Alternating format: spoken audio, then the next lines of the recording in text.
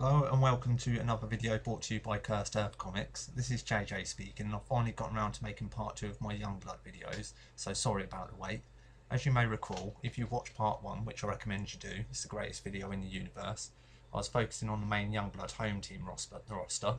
Today I'll be focusing on the away team, known as Team Youngblood. I should at this stage point out that often members between the teams were interchangeable, with characters often having a run out for the other team. Now before I continue, I need to address a verbal typo I made in the last video. When on the Die Hard section I referred to the Die Hard androids as Youngbloods, when I in fact meant Die Hard androids. But anyways, moving on swiftly. Now, seen for the first time anywhere are the original character sketches for Youngblood.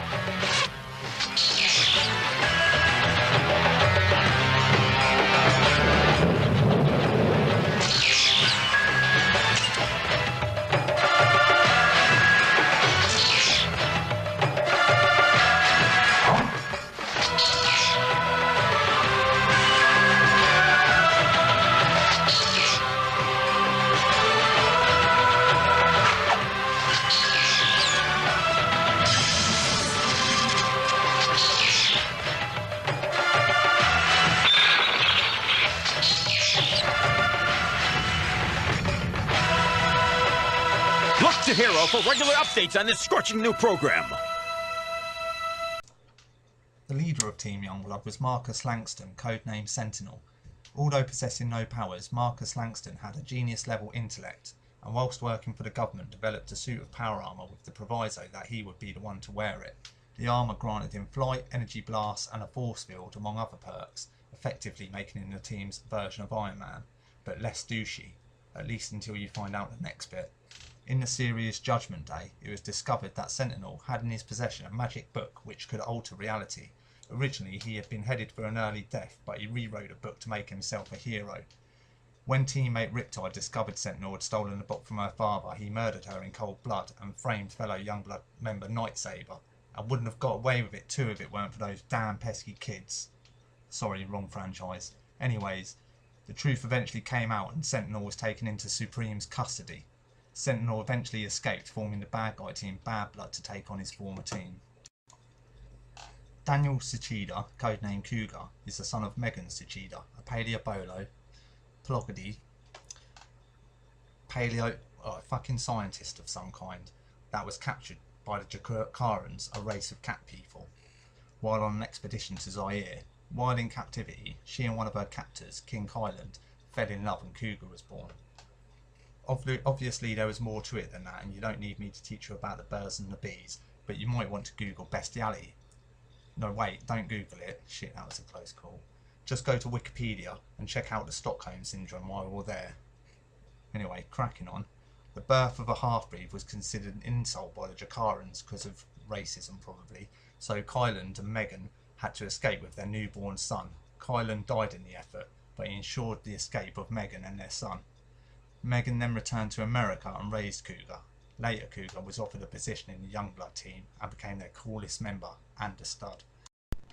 David Waller, no relation to Rick Waller, the Pop Idol contestant, codenamed Sci-Fire, is a high-level psionic recruited into Youngblood. To keep him out of the scrutinous eye of the mainstream media was assigned to the away team. On one mission he was dispatched with the away team to take down a foreign tyrant, and after slaying the man's guards, admitted to the tyrant that although he has the capability to kill the man from the United States, wanted to do it in person, before popping the man's head off using telekinesis. So not only a fucking badass, but an absolute psycho. He was then forced to wear an inhibitor to make him more controllable, and sent on a mission to recover the then discovered John Prophet, another Extreme Universe superhero.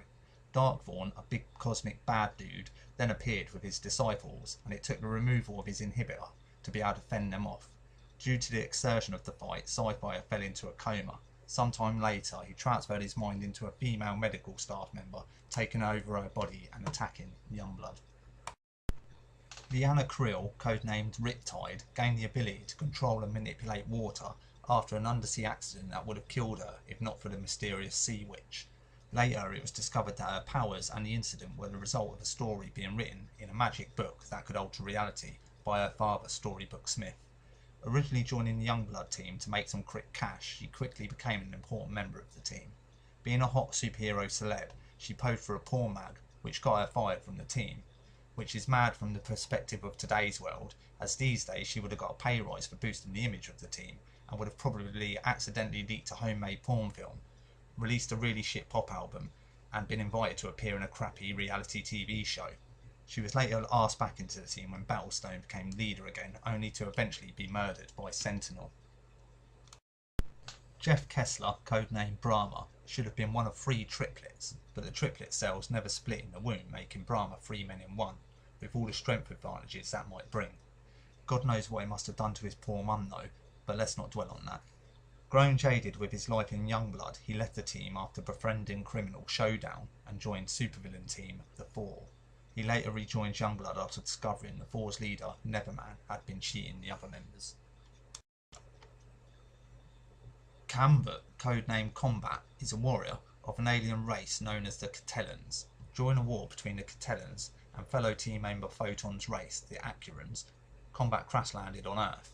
Seeking political asylum in exchange for knowledge of his native technology, he joined the Youngblood team.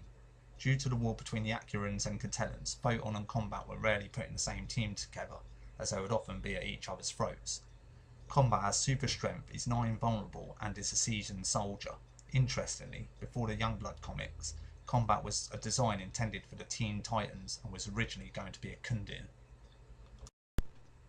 Jake Holland, codenamed Dutch, originally affiliated with a terrorist group called Cybernet. On a mission, the Cybernet leaders betrayed Dutch, mutilating him and leaving him for dead, but Dutch survived and eventually replaced his missing limb with a cybernetic arm. Dutch was captured by Youngblood and in exchange for information about Cybernet was granted an early release from prison. After living for several years tending his farm in peace, he was approached by Sentinel to join Youngblood to help stop Cybernet and their leader Cougar from taking over the world.